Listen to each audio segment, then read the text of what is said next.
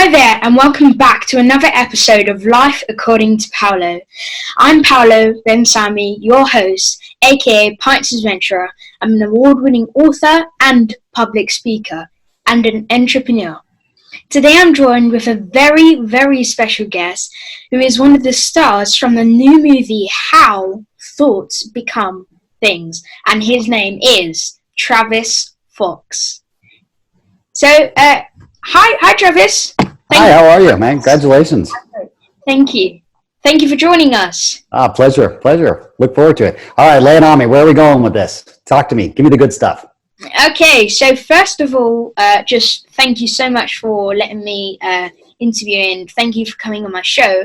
Pleasure. And, first of all, I'd like you to introduce yourself and tell the audience and the listeners what you're about, what you do. Well, that's a great question. Well, first of all, I'm a spiritual being having a human experience. I'm a 3-time father and a 1-time grandfather. My professional name is Dr. Travis Fox, PhD, DCH. I'm the founder and CEO of the Architects of Being Online Training Academy. I'm an Emmy Award winner, and I'm also a life and lifestyle architect. I help people truly craft the life and the lifestyle that they want, not just from thinking it'll show up, but a true academy where we teach you how to do it both at the level of clinical, what's actually happening, but then how to apply it. And then most importantly, to experience it so that you're getting feedback in real time of, am I doing it right? Is this what I really want? And then you have an entire worldwide community called the Architects of Being community at our academy that you can get support from. That's what I do.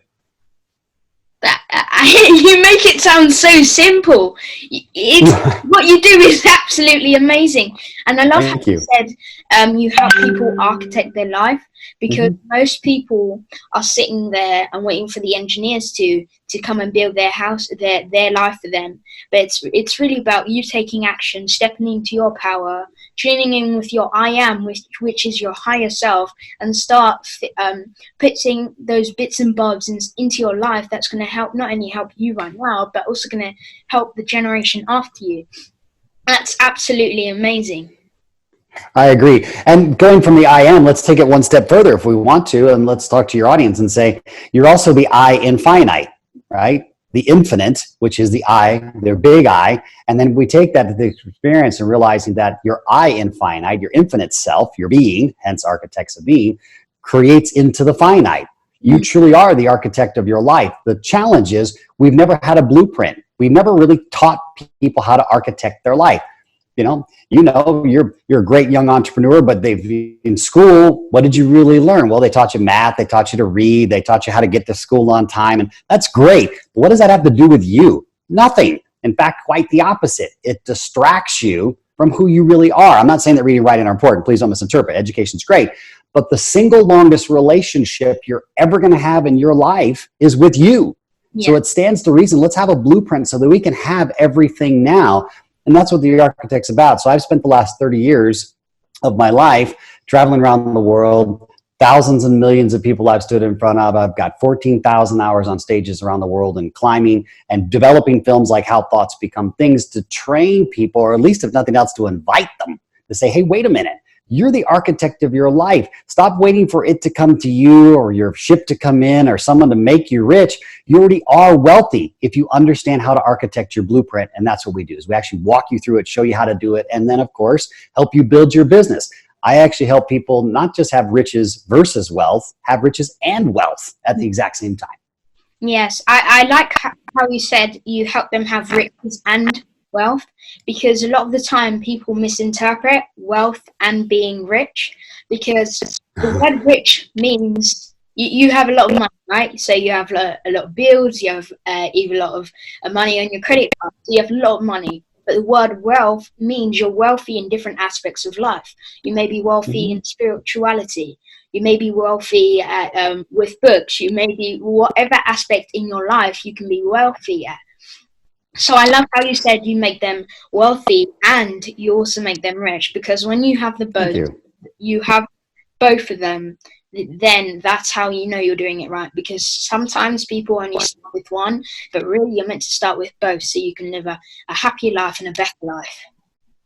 Yeah, and remember, and I'm sure you know this, young sir, and to your audience, Remember, there's only one noble truth on the planet, and that is you're not getting off the planet alive. So saving up for a rainy day doesn't make a lot of sense. Experience everything, because life without living is the ultimate undoable regret. You don't get to do it over. There is no, whoops, I made a mistake and I go back and do it. Nope, that's pretty much it, boys and girls. So when we're not living from our deepest sense, and I'm not talking about yay, kumbaya, although it could be that. I'm talking about, let's bring this down to the real world level. I want to experience this. I want to have a relationship like that. I want to make this amount of money so I can go experience it, because again, you're going to leave all this on the planet when you leave. So use it, experience it for what it is, but don't get caught up in what your mind is telling you what to do, because all more often than not, those are based on somebody else's version of you. The wealth of you already exists. You just forgot for a while who you are. And we all do it. I've done it too. And so the whole point of architecting your life is staying in who you are, but having fun at the same time. So it's the best way to describe it is you get to read the story of this person's life. This is the story of Travis Fox. Great. But Travis Fox is also the one that wrote it. So you get to be both at the same time. And that's when it gets really exciting. You go, wait a minute, some things I take seriously that I probably shouldn't take that seriously. And I can also then reinterest myself in what I'm really interested in versus just being curious about everything. I agree. I feel like at this time right now, people are not taking control of their life. That's why at first I said I love when you said you help them architect their life. Thank you. Because a lot of people are making excuses about why they can't do this, why they can't do that. Well, right. The only excuse is because you don't want to. Right, and that's not even an excuse. That's a choice. Exactly. You get to own it. You're choosing that. And I would even go further. I think, and maybe you'll agree with this. The reason why we call it architecture is because nothing in our world is not built without a plan, right? You don't build your house. You don't build a building. You don't build a freeway. Nothing is out built without a blueprint. How come we don't have a blueprint for our life? So architecture is about blueprinting this with the reality of understanding how everything works, what actually is going to occur so you can redirect it if you get off course. But more importantly, it's not coaching, right? We don't need a coach. You already are your coach. What you need is a blueprint and to be able to work the plan and understand it and feel what you want to feel while you're working that plan, as opposed to feeling like a leaf in the wind and just going, well, I hope it shows up and maybe we'll get lucky and maybe we'll win the lottery.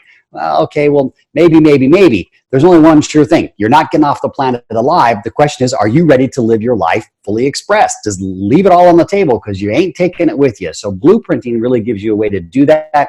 And it gives you tangible, measurable results where you can go, oh, I hit that. Okay, I said I wanted to do 40 podcasts in this quarter. I ended up doing 50. I can look back and look at the blueprint that I created. How did I do it? What do I want to make better? How did my film go? How are people receiving the message? How much money did I make? Is my business expanding? I don't even know how to do business. Maybe like get a mentor. Okay, those are all things that we do at the community that help you truly live your life. And so for me, in the simplest of things, I get to, my famous thing is I love the drug of watching people wake themselves up. That's my addiction in this life.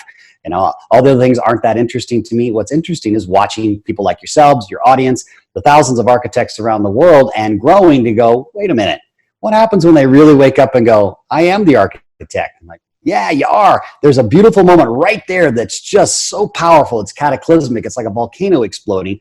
And every time that happens, I get renewed on that experience. So that's really what I'm addicted to. And I spend all of my time inviting people to wake themselves up. Yeah, I agree. Because like when you're about to be waking up, you're just sleeping, right? So in order to wake up, someone has to go and wake you up. But I think that's what people get wrong. You have to wake yourself up because... Right. When you go to sleep, it's not someone else who comes and wakes you up. You just wake up automatically, right? But I think that even though you may open your eyes every morning and wake up, sometimes you're actually always sleeping because you're not living and doing. A lot of people say, what if this happens? What if this happens? If I do this, then this happens. But a lot of people, all the listeners and viewers and watchers, don't say what if that, maybe if I do this, what's going to happen. Just go with it, because life is life. It's not always going to be easy. That's what people get wrong. They say life is going to be easy. Life is never going to be easy. Until you understand that, you'll stop sleeping, you'll wake up, and you can pass down that knowledge to the next generation. Well, and I think maybe I agree with you about easy, but maybe we can do a shift in that thought process if your audience is open to it. Life can be effortless versus powerful effort. And I think a lot of us get caught up in the doing versus the being, right? If we're just being, we're called human beings, right? If you notice, I started at the top of the interview, I'm a spiritual being having a human experience. My being is always constant, whether I'm in the spiritual plane or I'm in the human plane, doesn't matter. So I'm always being first. We get caught up in doing as though doing is going to do anything, right? I'm saying sit on the couch and eat, cookies all day. That's not what I mean. What I mean by being who you are, there's a natural flow of things that create in a beautiful alignment. And it goes to that old nursery rhyme, row, row, row your boat merrily down the stream. Well, if you notice that thing says down the stream, which means the stream's already moving, like you said. It's just already moving. All we got to do is just row down it. Now, sometimes there's going to be a rock, but if you're paying attention to the stream and being present, you'll see it coming. You go, oh, okay, that's a rock. Instead of freaking out the last minute like the Titanic hitting an iceberg, you're going, there's a rock, and then smashing the rock, and then all of a sudden you feel like you're kind of lost in the current. There's a big difference of that. Remember, life is but a dream. The question is, are you ready to dream again? We get so caught up in hoping, wishing, daydreaming, imagining, like time out. There's a difference between a dream, right? Meaning that I'm just having stuff go through my head, how we talked about in the film, but also two, am I really dreaming? Am I creating the dream that I want to create? But that requires a deep connection with ourselves again. And ironically, we teach people everything but how to be with themselves, which makes no sense. It's completely madness. Yes, I think that a lot of the time people make too much excuses and they say, I can't do this because of this. But a lot of the time that fear, which is provoking them from actually doing what they need to do. And sometimes it's themselves who's provoking them from doing what they need to do. So listeners, viewers, and watchers will never hold back. Just do it, because if you don't do it, then you don't know what's going to happen. So just let life roll and direct your own movie, because I always say three things. Okay. You have three choices in life. You can either watch the movie, where sometimes you're making complaints about, you're criticizing the film, you're criticizing other people, and you're not actually doing anything. Because when you sit on a couch and you stay there for a long time, it means it's comfortable, right? And you don't want to move out of that. And there's dangers, because you're watching someone else's film and you're not actually creating your own film. Your next choice is you can be an actor. So now you're actually doing something. You're in a movie, but you're in someone else's movie. You're reading someone else's script, but you're doing something big. And the last and final choice is being the director of your movie. I think that a lot of people, they say they're too scared of being the director of their movie. Well, that's because people have been directing your movie for too long, and you're fearful of directing and taking control of your own life. So always be the director of your movie in your life, because if you are not the director of your movie, then obviously there's going to be someone else who's the director, and you're reading their script, you're watching their film, and you're too comfortable in your chair and not sharing your story and not sharing the things that you need to share with the world. I think that's profound, and I would invite you to go one step further. And I know you're starting your career and you're deep into it, but why not be all three? Yes. Why limit yourself to just the director? Because the director, having been a director myself, I've won an Emmy, so I've been there, but I won my Emmy for producing. And so as a director, when I used to direct, I only had one role. Yeah, I was directing what was going on, but I didn't direct the art department. I didn't direct the lighting. I knew what I wanted, but that was really relegated to the director of photography, who wanted to see it through the lens of what I wanted the shot to look like. So you can be the director, be the actor, be the producer, but also, hey, by the way, be the executive producer, the one that's running the whole show, which is your being, because you get to experience every single role. And now some are going to be more attuned to you. Like for me, I don't like directing as much as I like producing. I like producing because as a producer, I'm in every aspect of the film, from all the way from concept to screen to filming. And I know every department. Do I know every department as well as every department? No, but I can walk in and have a conversation and go, okay, this is what I need for this lighting. Okay, this is what I need the camera to do, look like this. This is how I need the push-pull. This is what this segment's going to be about. Hey, Mr. or Mrs. Actor, Actress, this is how I need you to come into tempo, and this is how the scene's going to end. Okay, director, I got 5 minutes to get this shot, because if not, we've got to move, and that goes into overtime. And like call the studio and go, the film's looking great. I'm going to send you a bunch of stuff. So you truly get the full immersion experience. Shouldn't life be the exact same way? I knew that I should have put in when I was introducing you, I should have put that every word you say is inspirational, because every word you say literally changes my perspective of life and puts it in a new light, because I really agree with that, because I think that people's too stuck in one place. They should be in all aspects, so they get a taster of what everything feels like. Yes, so why not? It's like ice cream, right? You know, there's a thing over in the United States called Baskin Robbins, right? The 31 flavors. So there's 31 flavors of ice cream. People go, well, you know, I really, really like chocolate, and I'm going to stay with that. Okay, that's great, but what about the other 30 flavors? You might find out that, you know, vanilla might be interesting, or peanut butter, or strawberry, or whatever, and there's a bazillion other flavors. At least experience it, no different than we talked about your film, so that you have a frame of reference. See, everything else, until we experience something, and here's a great example, and to your audience and to your listeners and your followers, you've never craved a food you've never had. You may have curiosity about it, but you don't crave it. Once you have the food and your body psychologically, emotionally, even spiritually understands what that food represents to you on each level, then you might have a craving, or you might go, you know what? I probably don't want to experience that again because my body doesn't resonate or my mind doesn't like it, whatever. But until you do that, it's just curiosity. Okay, well, curiosity is great, but you know, there's that old saying that said curiosity killed the cat. It does, and it doesn't necessarily kill you. What it does, though, is it kills your time, because you're curious about a bunch of other things that really aren't of interest to you. And really, we want to build on our interest of our interest, because it's fueled by our desire. And our desire is fueled by a feeling called desire. And that feeling resonates with the universe under a thing called the law of love, which is actually what drives the law of attraction. You know, we talk about law of attraction like it's a linear thing. It's a straight line. I think it and it shows up. Okay, I want to think of a Lamborghini. Boom, there it is. No, it doesn't quite work that way. There's 9 other laws that actually govern the law of attraction that weren't ever really covered and aren't talked about still. And so part of what architecture does is also exposes those laws, shows you how they work clinically, so you understand the science too, not just the theory. So it's science, theory, and then how to apply it in real time and experience it. Because the only thing you can do is experience what you want to experience, and experience as much as you can, because at the end of the day, we already know the noble truth. You're not leaving the planet alive, so live your butt off. Go for it. Exactly. And one thing that I'd like to add on that, when you said live your life, I think that live your life, go through the negatives and the positives, otherwise you don't know how it feels, because you can't go through only positive in life and then go to the next generation and say, I've been through positive and negative. Don't go near positive because because I haven't tried negative.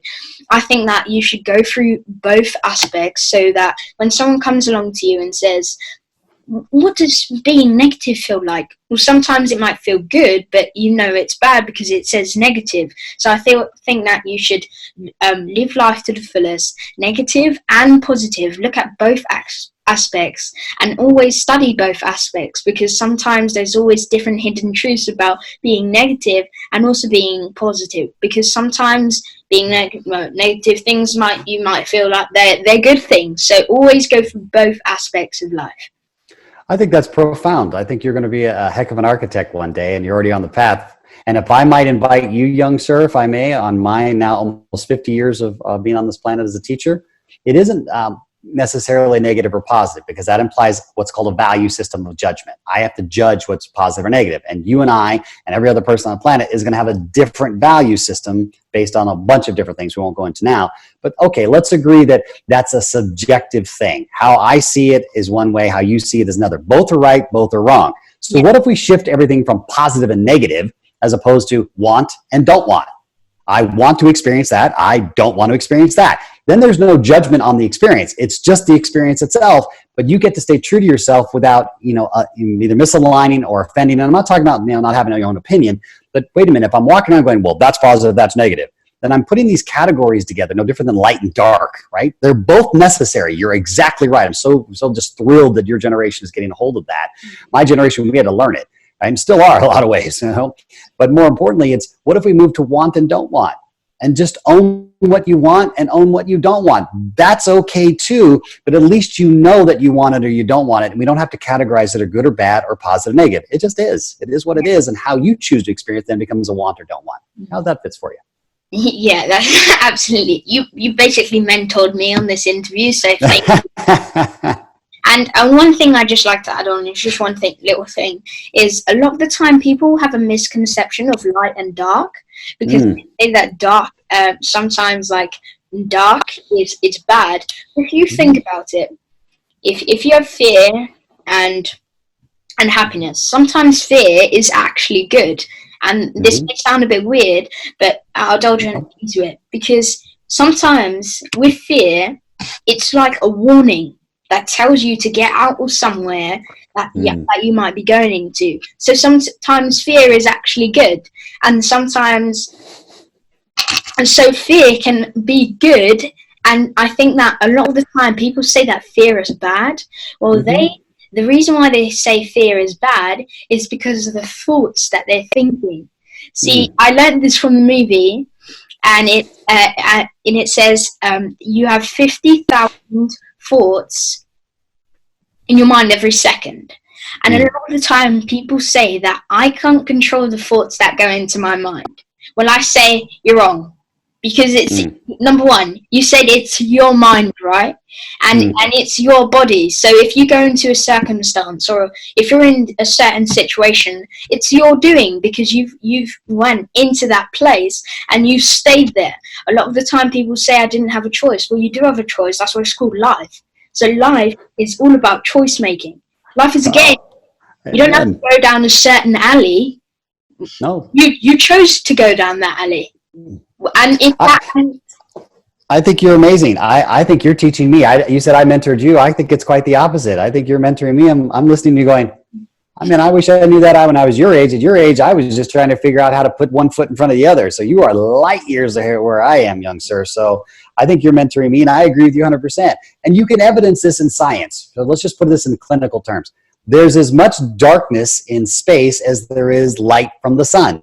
They're both going simultaneously. And the only way that you know light is light is because you see it out of the darkness. Yeah. But we've categorized darkness mostly from religion, and across all religions, not specific to one, that dark is bad. Here's the irony.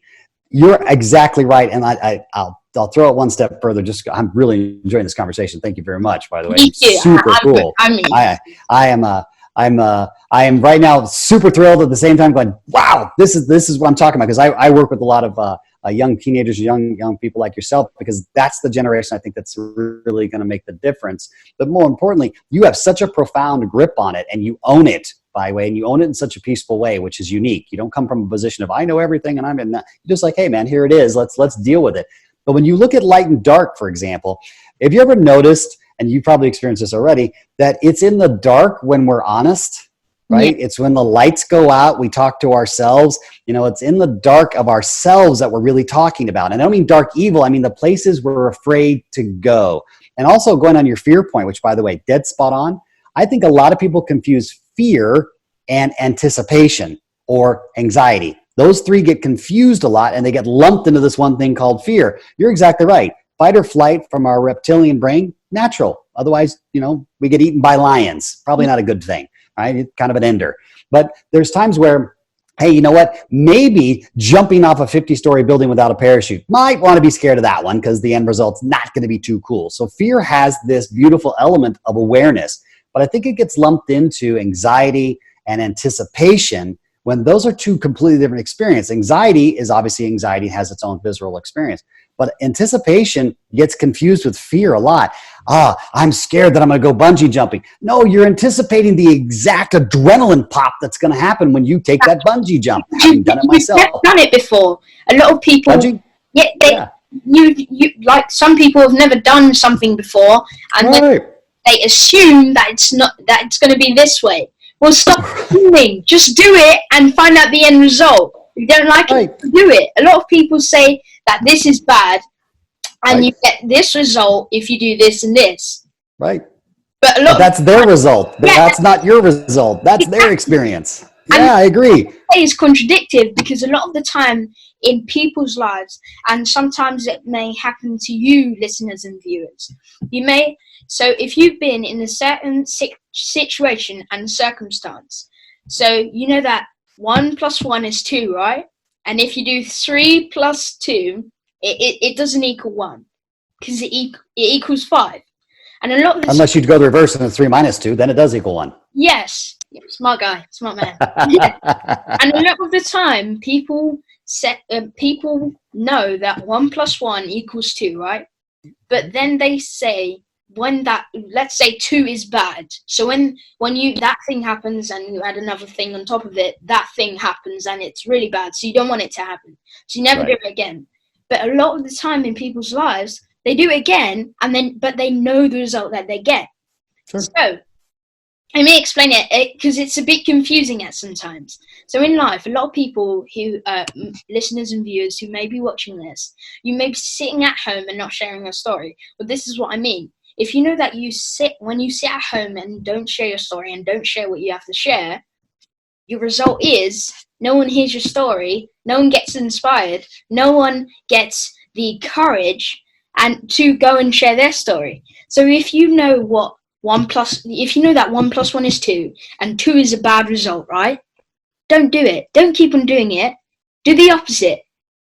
Always do something that's going to not only impact other people's life, impact your life, because the choice is in your hands. If I gave you a pen and you write a bad word, that's your choice. You chose to write the word because it's your hands.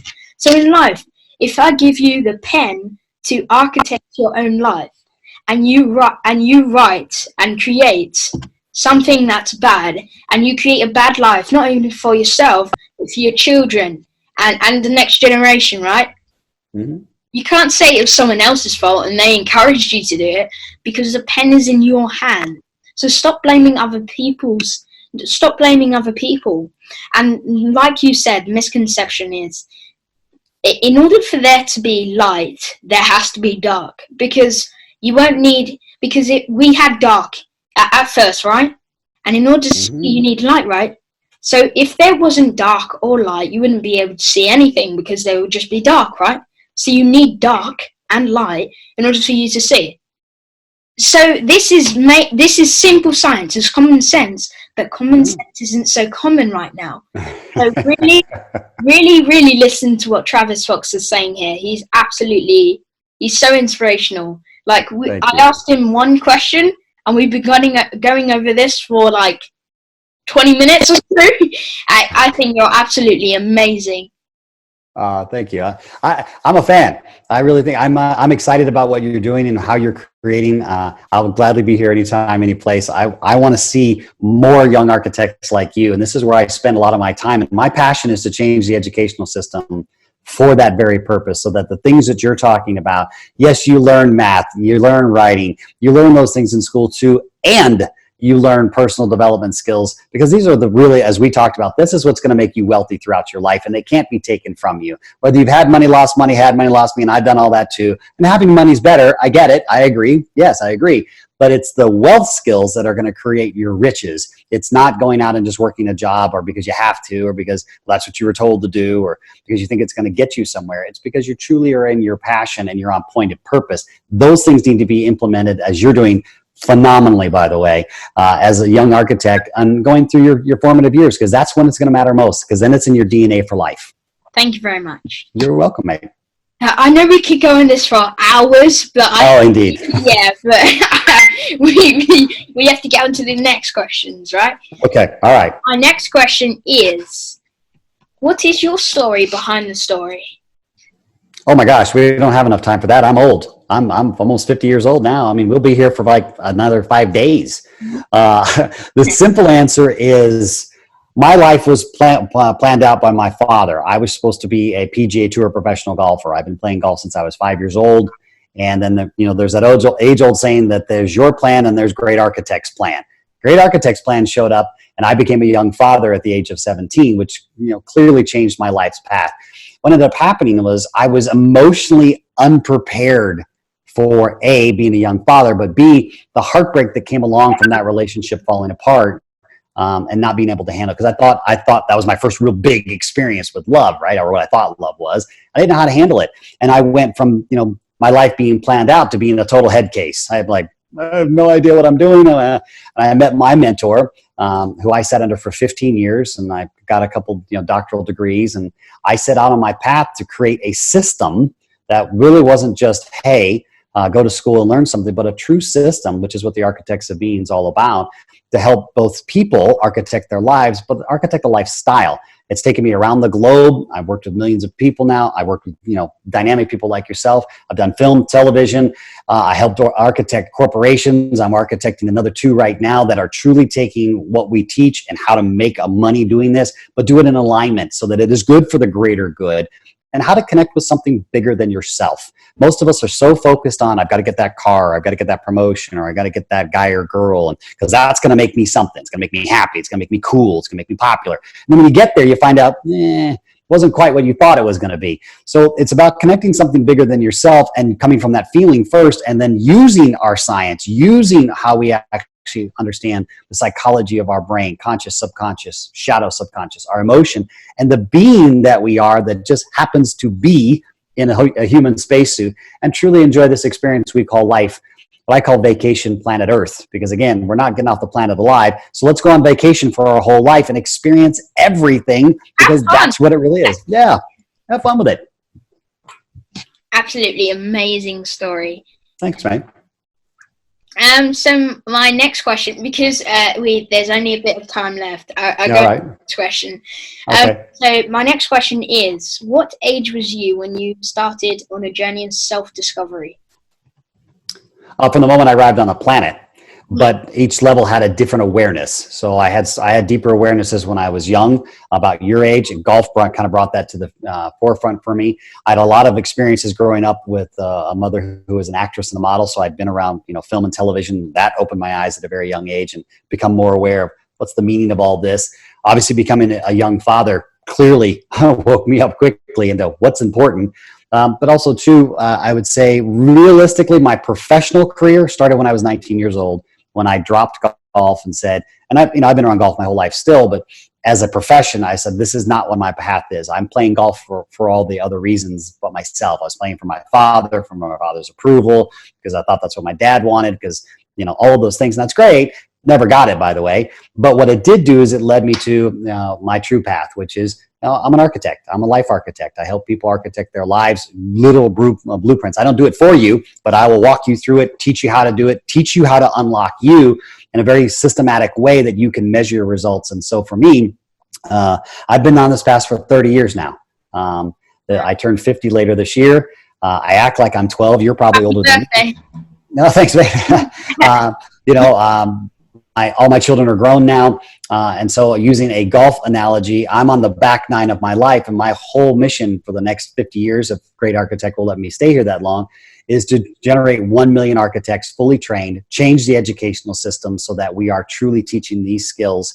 And that, by the way, that's already started to happen. So I'm super excited about that. But change these so these skills are natural. This is what we should be teaching. And that's what's made human beings expand throughout the ages. And we just got to sleep for a while. We kind of relied on our technology and our logic, which are important, but they still need to be driven by our being and our awareness of ourselves. Because you're right. If you're not aware of you, you rob you and the rest of the planet of who you are being here at this time. And that's valuable. Now, your job is to remember the value that you are, because it's already inside you. We just created a way for you to do it. You can apply it. You can make money, have everything now, truly, live and love your butt off. Because again, the result for all of us is the exact same. You're not getting off the planet alive, and you're not taking it with you. So let's enjoy this and let's create and come from that space of alignment. I really agree with what you said, was like live, make money. And I really, whenever I do events and stuff, and I have speaking engagements, I always say, never go to a job where never have a job, never go to a workplace, never go have a workplace where you're not happy and you don't do what you love, but still you make money. I always say live your life making money, doing what you love. And the reason why I say that, and I changed the order of that. I agree with you 100%. I would just change the sequencing. Live, do what you love, and the money comes naturally. Why? Because money is just an exchange of value that says, hey, Paolo, you know what? You taught me so much. You saved me time. So the way I convey time is money. So I don't have to go out and spend more time wasting my life teaching, learning what you've already taught me. So I'm going to give you money because that's the only way we can quickly exchange a value. It's a big way of saying thank you. Most of us go, I got to get money because I got to pay bills. And no, that's other crap. That's just stuff. But when you're really in your passion, it's dynamic. It shows up. And I know that sounds odd, but if you even watch the film, we talk about it isn't just thinking it'll show up. It's be it. exactly. And create from that experience. And then your brain does something totally different, which watch the film, you'll figure that out, or come to the architects or listen to this young man because he's a heck of a lot smarter than I am. And literally get to the concept of be it. Literally be it. Don't fake it. That fake it till you make it is hogwash. It's not real and no one's going to buy it, right? I know I've been in film and television most of my life.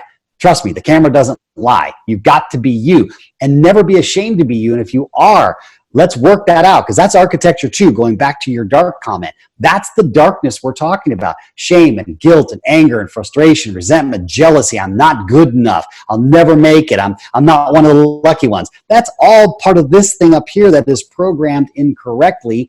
Now let's teach you how to program it from what's that most important, your being. That's the mission of the architects. Wow. Like I said at the start, you make everything, you make it sound so easy. Like, who said it wasn't? Yeah. I mean, I'll tell you where they tell you it isn't. And I want you to challenge your schooling when you're out there. I invite you to do this because this is what the young architects do both here in the United States and in Canada. And we have the architecting team program is we go back to the teachers where the teachers say, you know, you got to work hard, you got to focus, and you got to concentrate because it ain't easy out there. BS. It is. It doesn't mean you're not going to work, but how, like you said, how you work doesn't have to be hard. Yeah, you may be tired, you may sweat, you may feel like you're exhausted, but isn't it better to be exhausted because you're so emotionally just spent? You left it all on the stage, man. You're a speaker like me. When I'm on stage, I leave it all out. I mean, I'm still being me, but every part of my being is awake, and I'm exhausted when I come off stage because why am I holding back? For what? What are you waiting for? Because you're going to go to dinner? You got to go and have a cup of tea? Get over yourself. Leave it on the stage, man. And so we start with this programming back in school that says, well, it's got to be hard. It's competition's tough out there. And those are all programs that you make real. And that's how thoughts become things because you believe it because you are the architect. You're just architecting something different than what your being's inviting you to architect. And when you understand the difference between those two, life is easy. Exactly. I feel that people go to school and not the educational school. I think the school of life. People go to the school of life, sure. And they say that it's going to be hard. It's not going to be easy. Well, it's going to be hard because you make it hard, and it's going to be easy because you make it easy. And you attract people around you that want to make it easy. So it's easy and together. Or you attract people that want to fight or argue and get in lawsuits. And like, okay, you win. All right, go for it. Right? Because I have a set of wealth skills that doesn't matter. You can't take that away from me because I am who I am. Going back to your original comment, I am. That can't be taken away. It's going to be taken away when I leave anyways, when I decide to go back to the infinite. Same with you. Okay, so you have money, you lose money, have money, lose money, you lose a job, relationships end. Okay, it's a part of a story. It's a part of your journey and feel it. When you're sad, cry. When you're angry, be angry. But don't become it as a way of being all the time. Let it pass through you. Feel it. No different than electrical current. It goes in waves. There's the next current, there's the next current, there's the next current. So does our brain, called the synaptic fire, right? You experience it, but more often than not, we get lost in it, man. I mean, we get hypnotized. We're like, I'm angry for life. Great. Then no wonder why life is hard and why everybody around you is upset and angry all the time, because that's what you're creating into your world. And you get to own that too. Sometimes that's a big pill to swallow for people to go, well, I didn't create that. Who did? Yeah, you. Because Because like maybe clients I've had, or maybe people that I've spoken on stage to, they normally say one thing: I don't have a lot of money in my bank account. And I don't say this in front of them because I know people have feelings, but it's your fault that you don't have money in the bank. And the reason is because money is printed all day, every day. Billions, especially now. billions, trillions of stacks, right? Right. And you get to choose how much of that comes into your hands, your bank account, how much that comes into you. Well, if let's say those billions of stacks and trillions and stacks of dollars are being printed every day, and you probably only get 10 of those per hour, right? That's probably $10, or that's 10 of your currency, and you get paid that probably every hour. Well, that's your choice, because like Travis Fox said here, that when during early stages of his life, he discovered a new different world, which is the personal development world and the spiritual world, and he started to go on a journey of self-discovery. So it's not anyone else's fault that you may not have the amount of money that you want in your life. It's not anybody else's fault if you don't have the dream house that you want, if you don't have the dream car that you want. It's your fault, because if you want that, you know how you need to get there, right? You need to find a career, or create a career where that it brings in the amount of cash flow and the amount of money that you can go and buy this so and so. So everyone has the answers, and they know how to do it, but they're being held back. So everyone who's watching this and listening, don't just listen to this and go away and go back to your normal life. Interpret into your life. When I say interpret, actually do this. Learn it, because a lot of the time people listen to it and they say they interpret it, but when I go back to them and say, what did you learn from this? They say, I didn't understand. So go back. If you didn't understand anything, you can always hit the back button. You go back, replay this, and listen. Go back, because this guy, Travis Fox is absolutely amazing. So every word he says, just pause it, and write it down in your book, because, and just put exclamation mark, because every word he says and everything that he shares is absolutely amazing. And I guarantee you, not is it only going to change your life, but it's also going to change the life of people around you. So you're absolutely amazing, Travis. Well done. Thank you. Can you be my agent? Because that's awesome. I'd love to. You're amazing. I'm like, call my agent. He'll book my speaking engagement. He knows what I'm interested in. That right there, I'm sitting there going, man, I have a great agent to get around, but man, I need this guy as my agent. I'm jeez Louise, that's super. You think I'm inspired? You got my act beat, brother. You're way, way ahead of me. You're an architect that is going to be profound. My only wish is I get to stick around long enough to see how far you really take this by the time you're 30. That'll be fun. Thank you. You're welcome, mate. So my next question is, what are the 3 biggest lessons that you have learned that you wish you had learned and come across when you was my age? Great question. Phenomenal question, by the way. And very powerful. The 3 things that I wish I had learned differently was that I wish that my father had taken a different role as a teacher versus a provider. And it's something that one of my graduate students, his name is Danny Malin, teaches a program called Tears and Tattoos. And matter of fact, he should be on your show. He'd be phenomenal. He wasn't in the film, of course, but he is a Canadian who teaches worldwide now as a divorced father who had a rough relationship with his son and didn't want that, wanted to have a great relationship and didn't want to continue the pattern. And it was something that he and I are very connected on. My father was a great provider, but not a great teacher. And I don't mean teacher as in I know everything, but teachers in let's go explore, because all fathers are still exploring even as their sons are growing up or their daughters, same thing. But we take on this position of authority. So the first thing I would say is parents, let's move from the position of provider to really teacher. It's something that's very powerful. 2, I wish I had learned at a much earlier age that performing wasn't as powerful as being. I grew up obviously in part of that space, and I'm originally a trailer park kid who's made something of myself, and I'm adopted.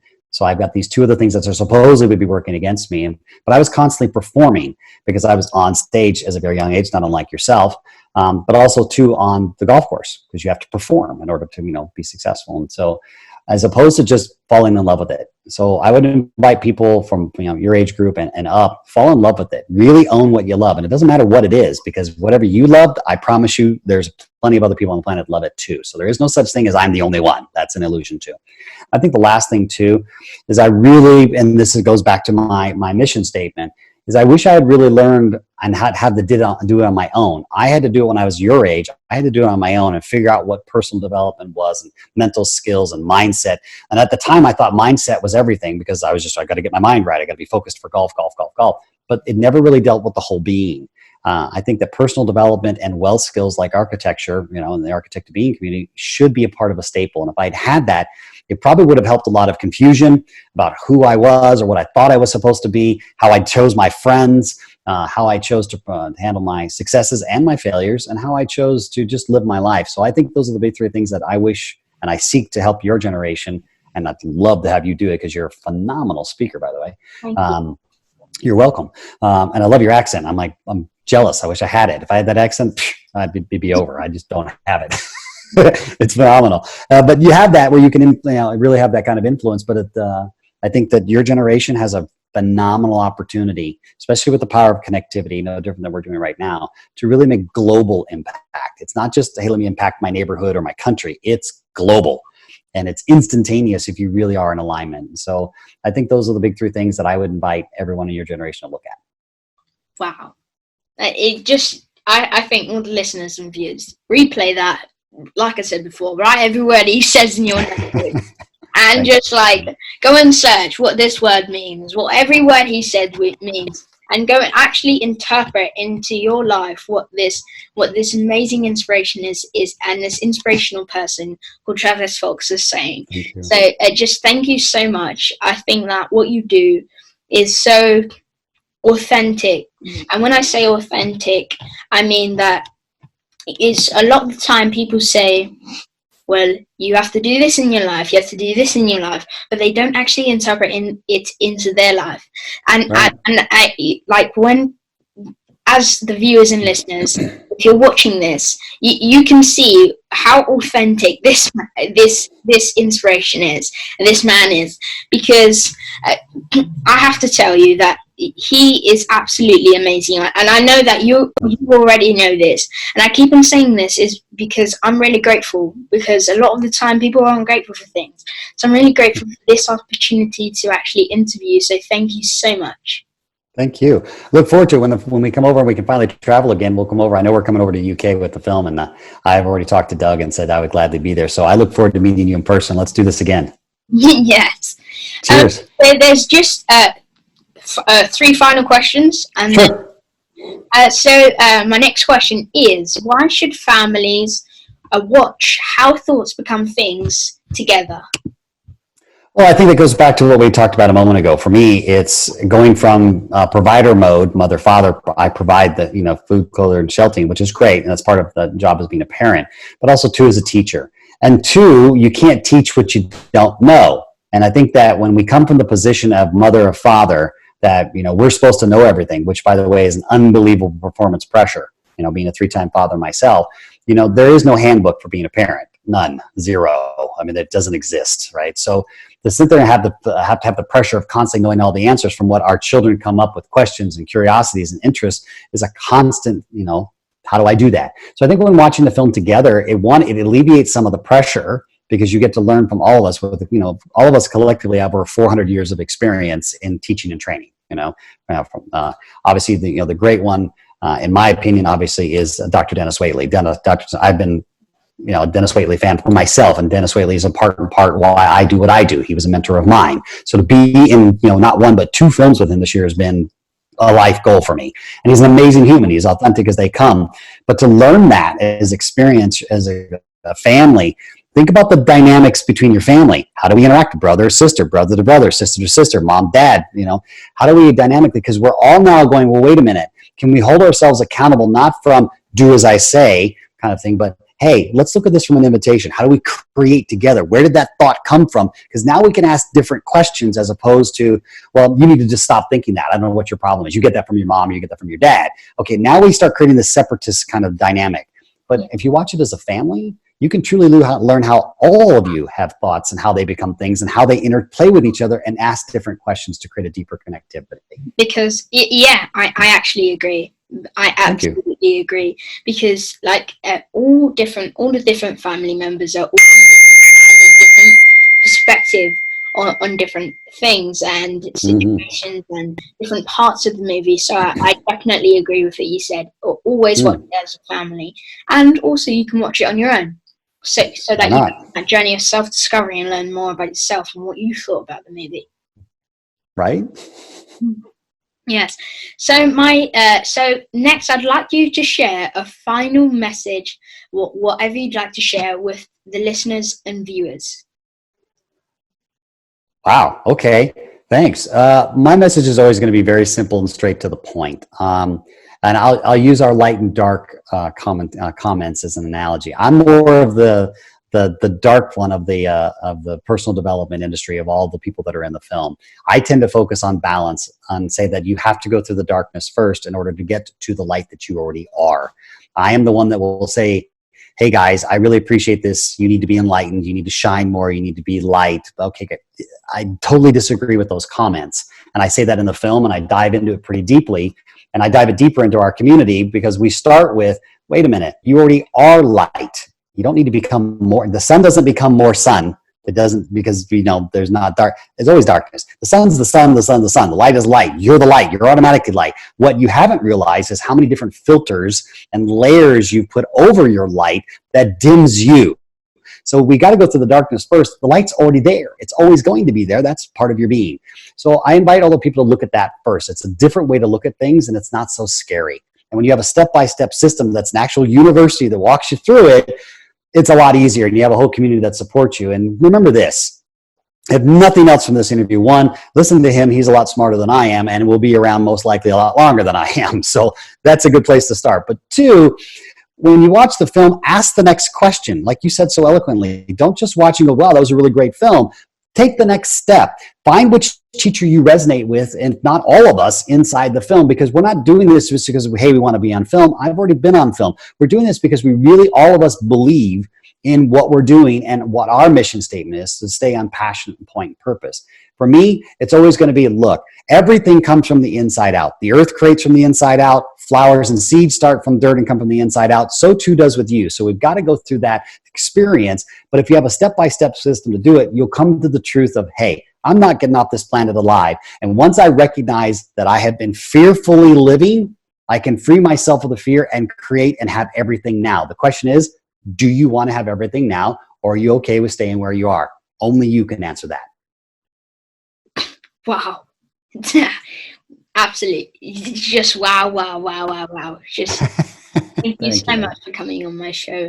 And thank you. Like I said before, you're a big inspiration, and just listen to this guy. He's absolutely amazing. Like, this guy's like a god. Like, he literally yeah, but so are you. We came from the same place. We're both the I infinite. You're a god too. So is everyone else, right? How you define God, of course, is up to you, but you are too. Remember that. That's the most powerful thing. We're all gods because gods create things, and it depends on what you create. People create negativity, positivity. Your choice. What you're going to be creating.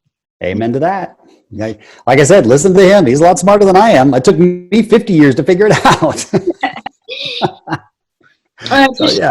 Thank you so much for letting me. You're welcome. You're a big inspiration. And just before you go, I'd like you to share with people how they can connect with you on social media if they desire to learn more about your products and services that you offer. Yeah, sure. You can always connect with me on all the major platforms: Facebook, Instagram, Twitter, LinkedIn. It's always at Travis Fox 360. So Travis Fox 360 is all my social media. And you know what? Your listeners ought to do something. And if I may, you can go to Architecting 360. Architecting, it's architecting360.com. go there. It's our website. When you go to the website, you're going to get 3 free days of what our jump in training is, how to jump into your life right now. That's literally almost 90 minutes of training for absolutely free. It's interactive learning. So it's not just a video. There's quizzes and things that go along. So you can put this in your DNA and apply it right now. 2, you have 4 different free quizzes that you can go through and learn. What is my passion? What am I afraid of? How do I architect? What's my blueprint for life? These are free actual design quizzes that walk you through, hey, where am I really at? Because a lot of times we don't know what our passion is. We forgot. We don't know what we're really afraid of. We just know we're grateful, and we have no idea how to blueprint our life. You can take all these quizzes in the website, and again, it's all free. It'll walk you right into the academy. You'll be inside our big ecosystem. We have our own profiles. We have chats. We have groups. Other architects are there. Advisors are there who are graduates that I personally trained who are licensed to teach the architectural experience. There's meditations. We have free architecting yoga, singing bowls. It's all there for you to take the journey. And then if you're ready to go to the Architects Academy, you can do that too. If not, you can even watch How Thoughts Become Things. It's inside there as well. You can give you a link that tells you how to download it and watch some of our old television shows. And you can hang out there for a while. If you've watched enough of the TV, go learn something, right? And if it isn't me, pick one of the other great teachers or this amazing architect. This young man right here is going to be far more influential than I'll ever be. And learn something. Now's the time, right? Because when we come out on the other side of this, either you're going to repeat what you've already done in the past, or you're finally going to open yourself up to a new future. Again, as we've said 100 times, that choice is yours. Thank you so much once again. Thanks, mate. Gratitude. Thank you. I can't wait to meet you in person. You too. Thank you so much for coming on my show, sharing your influential words, and just thank you so much. And Pleasure. It's been a great time interviewing you. Like, guys, this guy is walking proof that you can architect your life and you can mold the life that you want. If your life doesn't turn out how you wanted, once again, it's your fault because you have the pen. You write the scripts. I like Travis said, don't just be the director, be the producer. So learn all aspects of life. Just thank you so much for letting me interview you. I've had a wonderful time. You've literally mentored me the whole time. Thank you.